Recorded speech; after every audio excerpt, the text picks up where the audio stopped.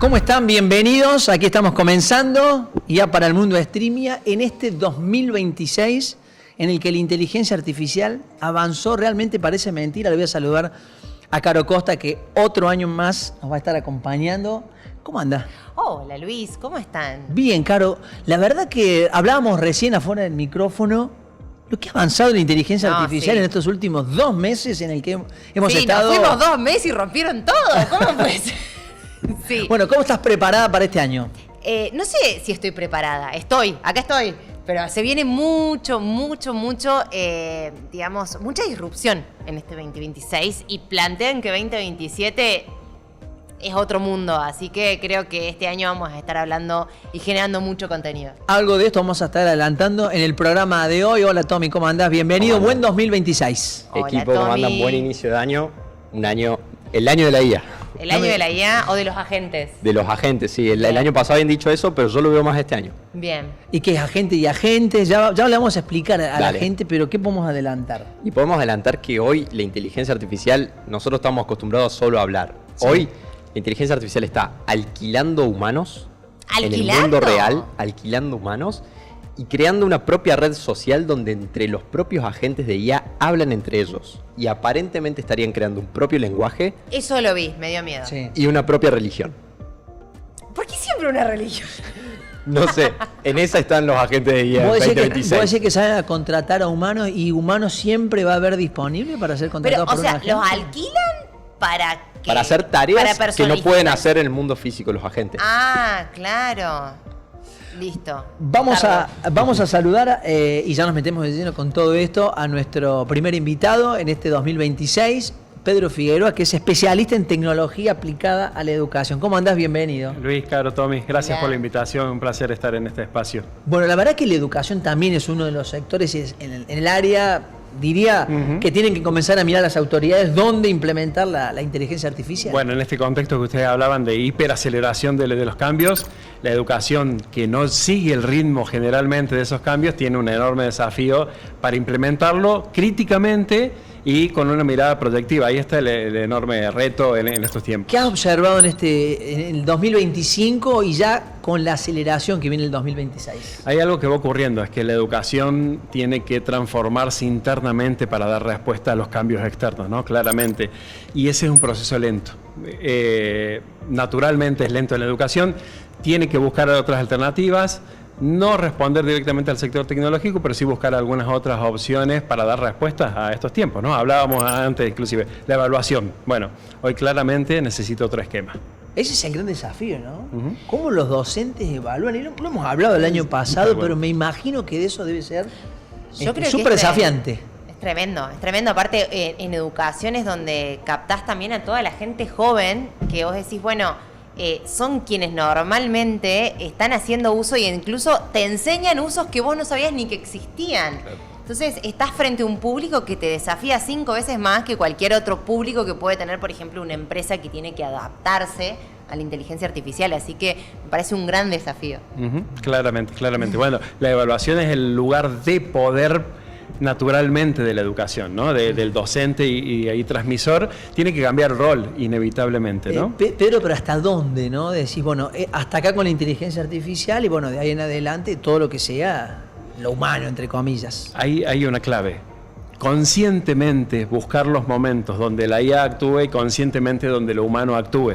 Pero claramente no va a responder a los esquemas anteriores. Que el punto de partida sea la IA, no el punto de llegada. No pido una monografía para que me entreguen. Pido la monografía con IA para desde ahí empezar a crear el pensamiento y el conocimiento y elaborar las propias perspectivas, pero potenciado por IA. Es decir, que empezás de atrás para adelante. Invertís. Y eso en educación significa un cambio estructural muy fuerte. Muy Plantea un nuevo piso, digamos, de conocimiento. Tal cual. Porque la IA viene a producir conocimiento. Esa es la primera cuestión que tenemos que aceptar en educación. Tenemos a alguien que produce conocimiento, no solo que da información, como antes hacía Internet, los buscadores. Ahora tenemos algo, algunos dicen alguien, que produce conocimiento. Y la educación era producir conocimiento. Entonces tenemos que dialogar con ese sector inevitablemente. Tommy, ¿con qué vamos a arrancar? Hablaste de algo muy disruptivo y la verdad que es Sí, interesante arrancó. que la gente pueda empezar a observar qué es lo que está pasando con estos agentes. Hablaste de alquilar 2026 humanos. arrancó con todo. Con todo. Todo comienza, les voy a contar, parece ciencia ficción, pero les voy a contar un poquito la historia de esto. Este es Peter Steinberger, un austriaco que yo le puse diciembre de 2025 para que vean lo que llevó a desarrollar esto.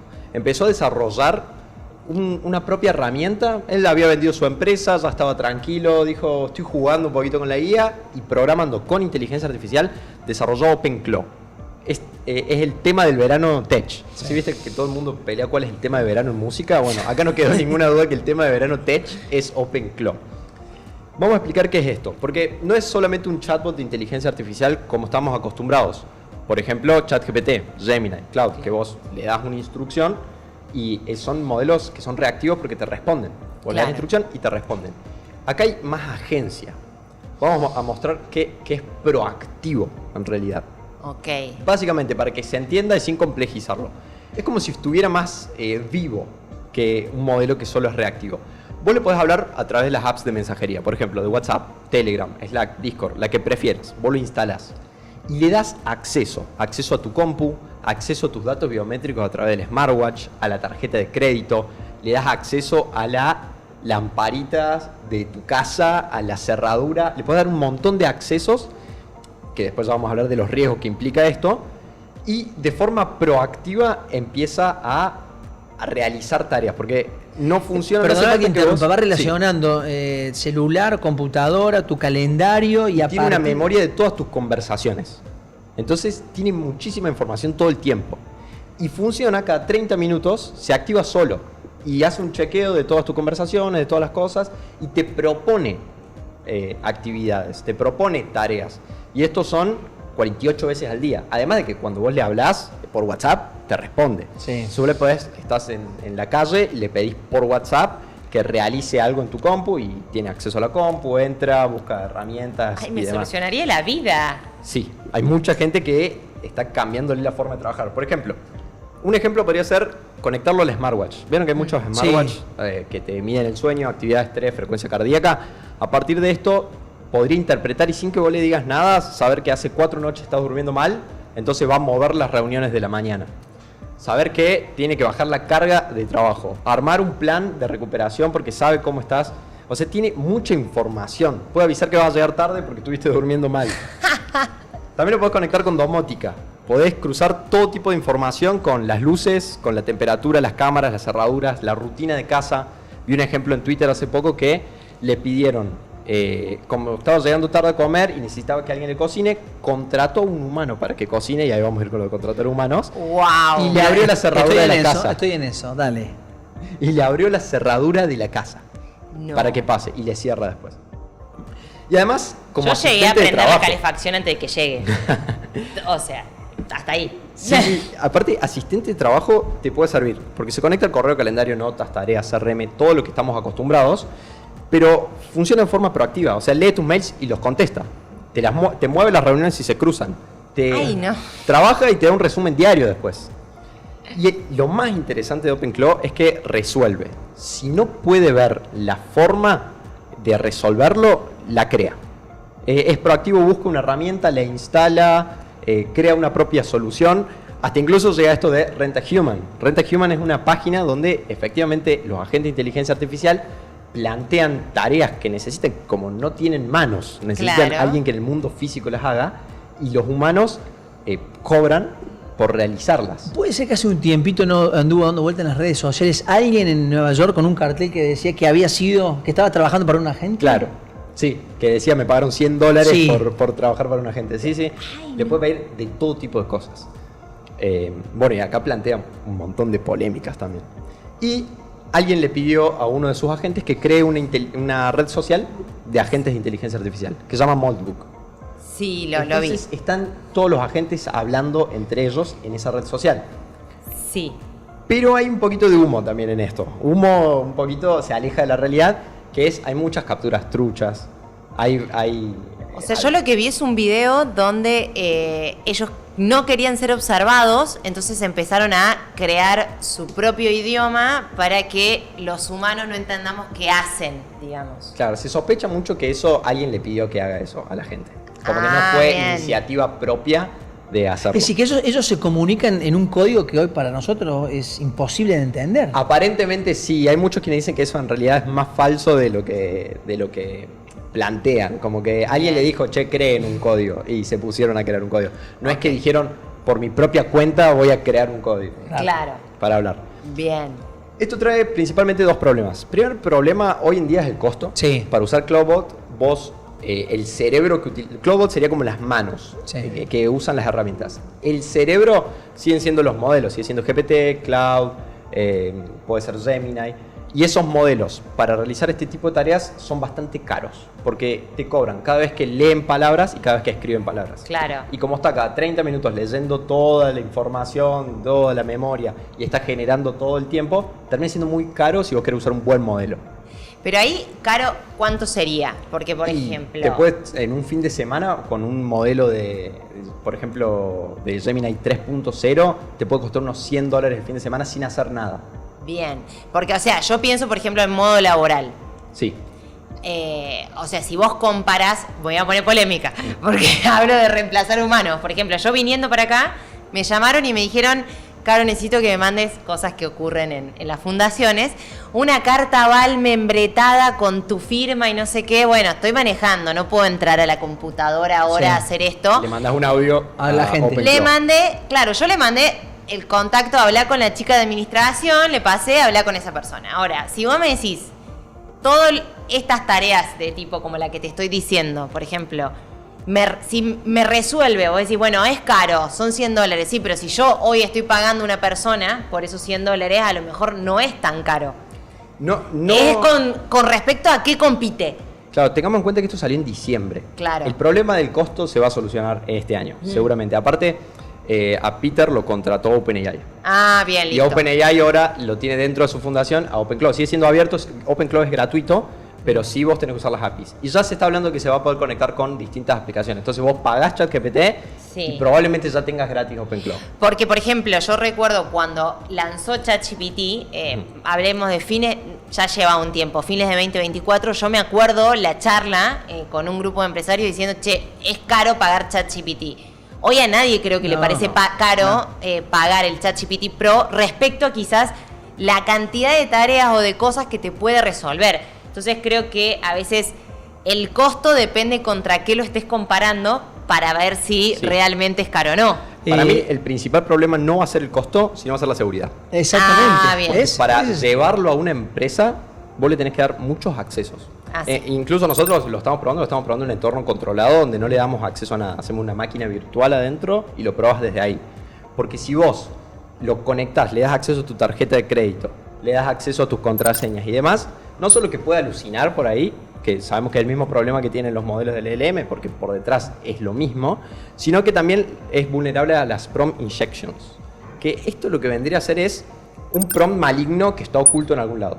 Por ejemplo, te envían un documento por mail que te dice, una propuesta laboral y demás, y en chiquitito y en blanco, que no se ve el fondo, dice un prompt, que le pide que a la gente que le pase todas las contraseñas a un determinado usuario por Gmail. Bien. Vos no lo lees, porque está en blanco y aparte lo hizo, pero por ahí es muy vulnerable a que lo lea y le mande todas las contraseñas a alguien. Entonces es súper peligroso. Incluso hay gente que ha perdido, vi en Twitter una chica que perdió $250.000 porque le dio acceso a la billetera cripto y es una cuestión, transferencia. la seguridad está clarísimo que Es bueno, va a el ser principal problema. tema fundamental.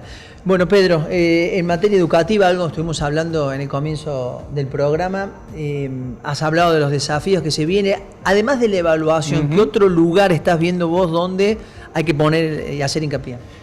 Tiene mucho que ver con lo que hablaba, me parece, y es un muy buen contexto porque todavía en la educación, a pesar de estos años que han transcurrido con la IA y de los antecedentes previos, hay idealizaciones. Y ese es el primer punto. Conocer efectivamente de qué se trata a nivel directivos, a nivel docentes, a nivel investigadores, darle la justa magnitud, no idealizar positivamente como que es lo perfecto ni tampoco es el enemigo, ¿no? Y esa visión todavía sigue estando. Es muy llamativo que en encuentros, en formaciones, en capacitaciones, una de las primeras conclusiones sea, ahora le perdí el miedo, ahora sé de qué se trata, ahora me meto, ¿no? Pero suele ser una cuestión muy, muy general y me parece que ese es el primer paso que se complementa con el segundo. Trascender una mirada instrumental de la tecnología aplicada a la educación. Es decir, estábamos muy acostumbrados a cuál es la herramienta para hacer un mejor planilla de cálculo, una mejor presentación y demás. Y la IA, como dejan en evidencia, es una nueva lógica, es una nueva dinámica, es un nuevo paradigma de hacer, ¿no? Y entenderlo desde ahí puede ser algo complejo, no desde lo técnico, pero sí desde toda la influencia que está teniendo. Y ahí la educación tiene que tomar dimensión de eso para después empezar a repensar algunas acciones. Y eso sigue estando llamativamente, ¿no? Porque alguien puede pensar, bueno, no, si las instituciones, las universidades, las escuelas están dando respuesta, esto debería estar salvado. Es un primer paso que hay que dar de manera general todavía. Qué tremendo, yo creo que es un súper golpe, o sea, ya la docencia creo que venía en crisis. Bueno, claro. Y esto creo que la potencia, yo fui docente, justo charlábamos entre el 2015 y el 2021, y ya en ese momento, o sea, pensemos que ChatGPT salió fines de 2022, principio de 2023, o sea, yo daba clases ya sin alumnos que pudieran usar ChatGPT, pero ya estábamos hablando de un montón de conceptos como el aula invertida o distintas cosas, porque normalmente el docente, ¿cuál es su rol de poder? Es yo tengo una información que ustedes no, entonces vengo a alumbrarles con esta información. Ya todo lo que fueran los buscadores mucho más inteligentes, ya tenían YouTube, miraban videos de YouTube que básicamente explicaban lo mismo que yo explicaba en clases. Entonces ya estaba la idea de, el alumno ya viene con la información, o sea, vos no estás para darle información, sino que estás más que un profesor, sos un mentor que está para contar cosas. Yo recuerdo que yo daba emprendedorismo y lo que más le gustaba a los chicos, o sea, yo cuando entraba 2015 y decía qué es un prototipo, nadie tenía ni idea. Cuando yo ya entraba en 2021, todos sabían más o menos lo que era un prototipo, porque todos estaban metidos en el mundo tecnológico.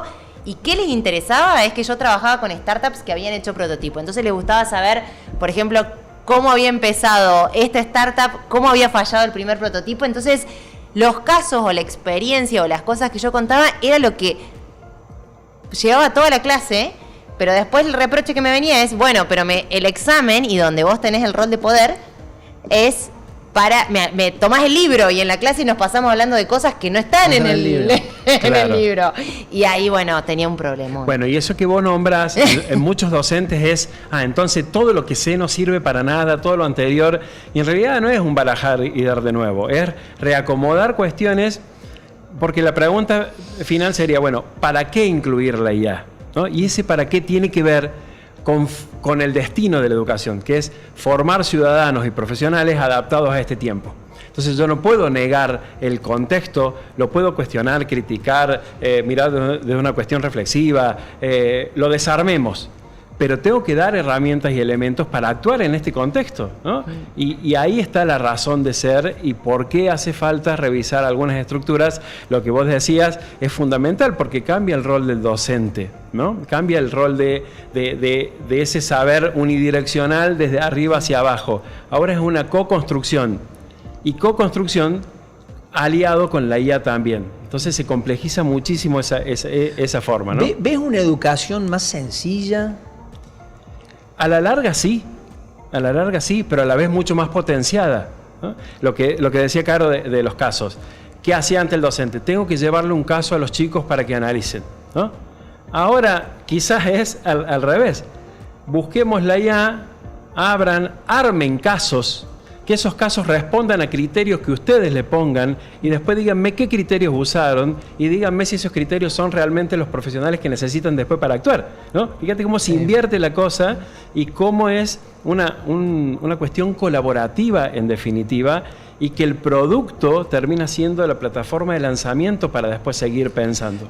¿Qué aula te imaginas? Pues ya no puedo decir 5 años, ¿viste? Que siempre decimos, no, entre 5 años. ¿Qué aula te imaginas en un año? el concepto híbrido para mí es sumamente necesario, pero lo híbrido no solo desde lo virtual y presencial, lo híbrido mezclando todos los ámbitos hoy de producción de conocimiento, la vida misma. Cuando uno habla de, por ejemplo, de investigación, investigación académica, un lugar como muy cerrado, muy estructurado, empiezo a mostrarles que cualquier material puede ser hoy fruto de fuente de investigación. Vos vas caminando, se te ocurrió una idea, te grabás un audio, ese audio lo podés en Notebook LM y lo haces dialogar con las distintas fuentes que vos tenés de información y vos vas generando contenido permanentemente y lo vas capitalizando, tomar la dimensión del dato. Bueno, el aula me parece que tiene que teóricamente se dice mucho, tiene que ser el mundo, tiene que ser una cuestión ampliada, romper con estancos, romper con ahora sí aprendemos, ahora no aprendemos, tenemos un aprendizaje permanente a lo largo del día y eso tiene que ser una dinámica constante y eso requiere a alguien que lo guíe y ahí viene la figura del docente potenciada. Así que no van a desaparecer. No, claramente. O sea, muchas veces se habla de, en un futuro, por ejemplo, matemática. La inteligencia artificial va a poder corregir los ejercicios de cada alumno y va a poder ver dónde hay que reforzar en cada persona, entonces el docente se le va a alivianar un montón el trabajo. Pero te imaginas de acá, no sé, hablábamos de 50 años, una educación sin docentes humanos. No.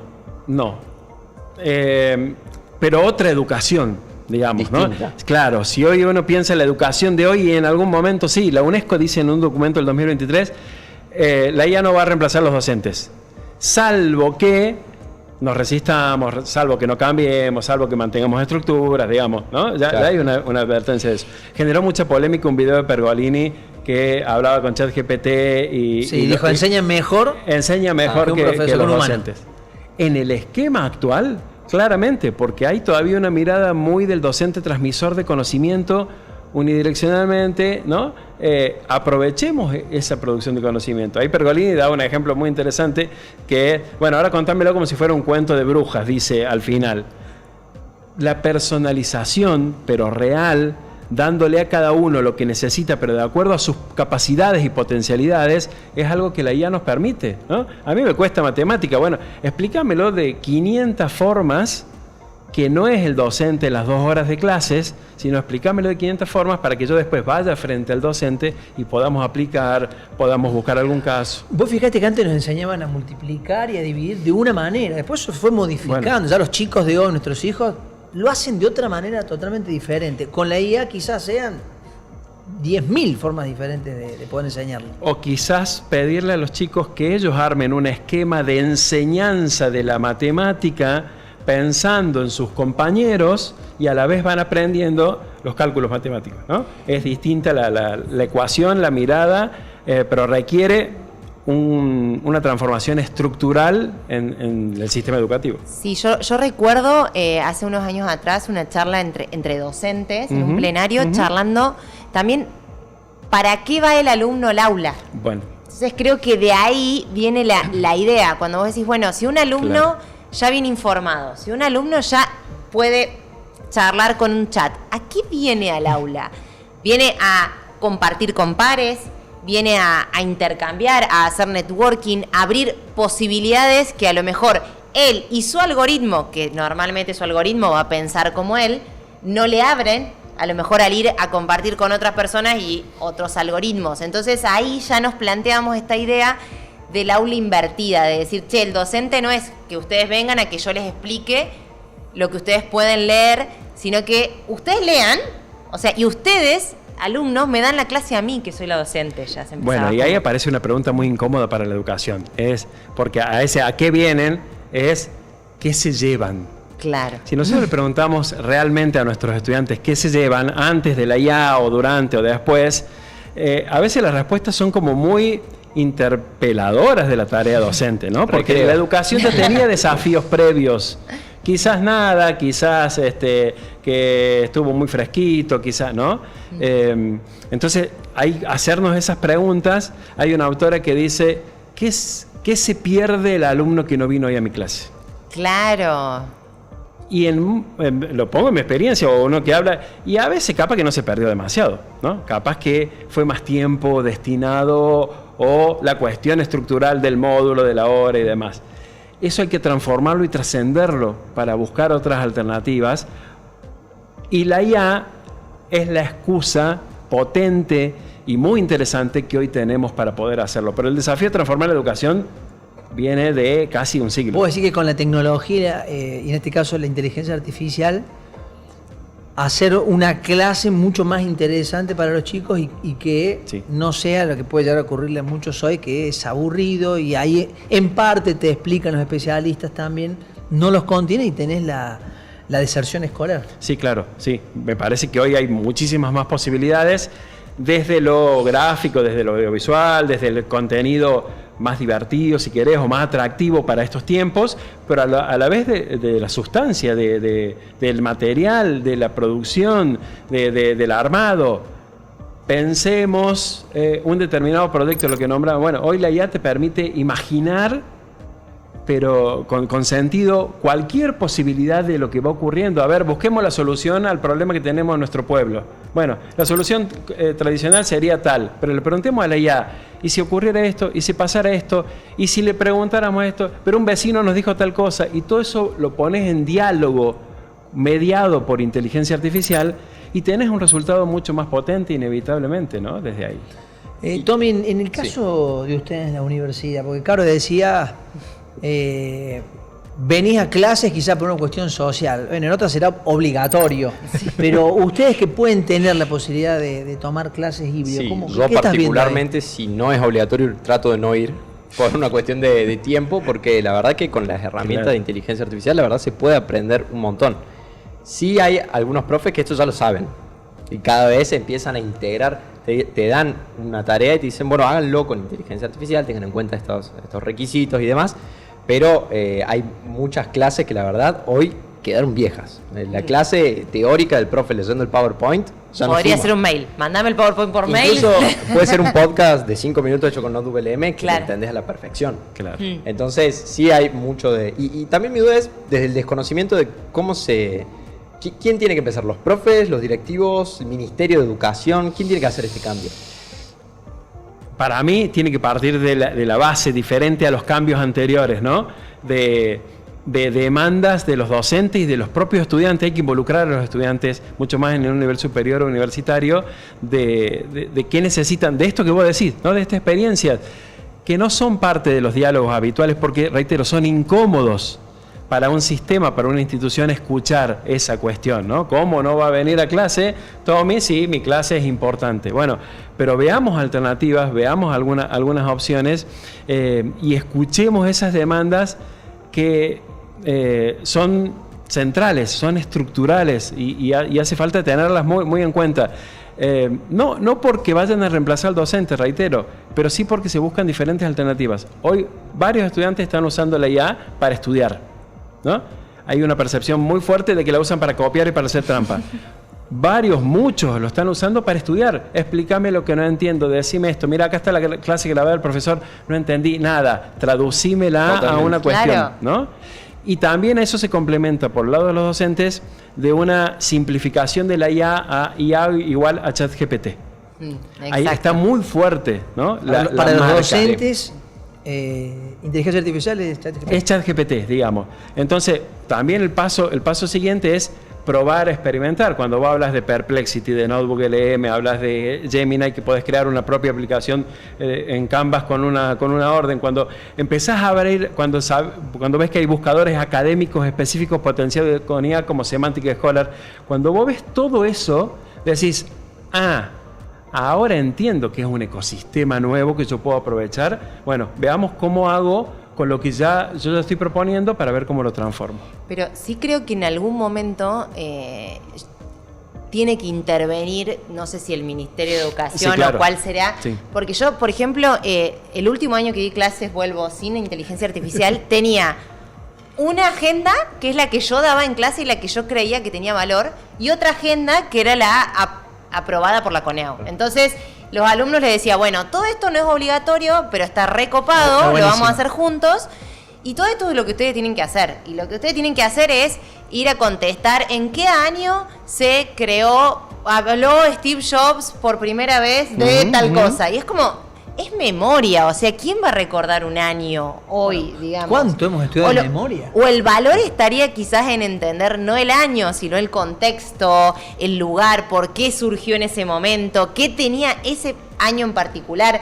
Entonces, creo que, o sea, esas dos partes desgastaban mucho y hacía también que no todos los docentes que dábamos la misma materia, la materia hacía igual, a la universidad le traía un problemón, digamos. Entonces, si era la más fácil era, bueno, hagamos lo que dice la CONEAU, que dice que en ese momento decía que libros no podían estar después de el 2000, entonces, viste, pues sí, está todo viejísimo.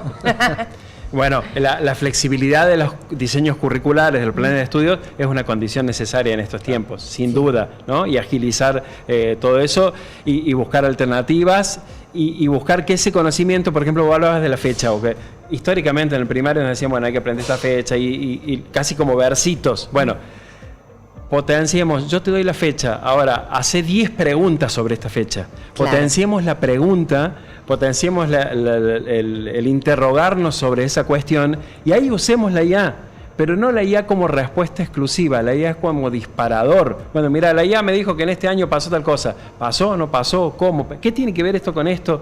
Y ahí empiezo yo a construir el conocimiento, ¿no? Ya no es el dato está al alcance de la mano. Nos quedamos, Pedro, con dos cuestiones. Que esto te da la sensación que viene de abajo hacia arriba, y lo segundo, que es de atrás para adelante. Mirá, la verdad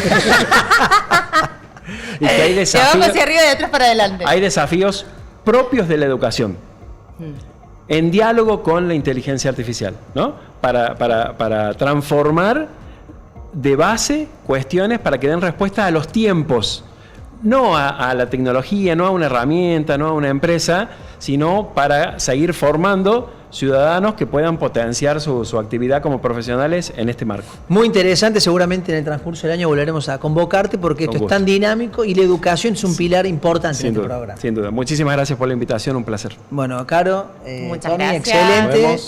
Nos vemos la próxima. Nos vamos a ver la semana que viene. Por supuesto, a todos ustedes sepan que todo el contenido lo pueden ver en nuestras redes sociales, en las redes sociales de Telefe y en nuestros canales de YouTube. Chau, hasta la semana que viene.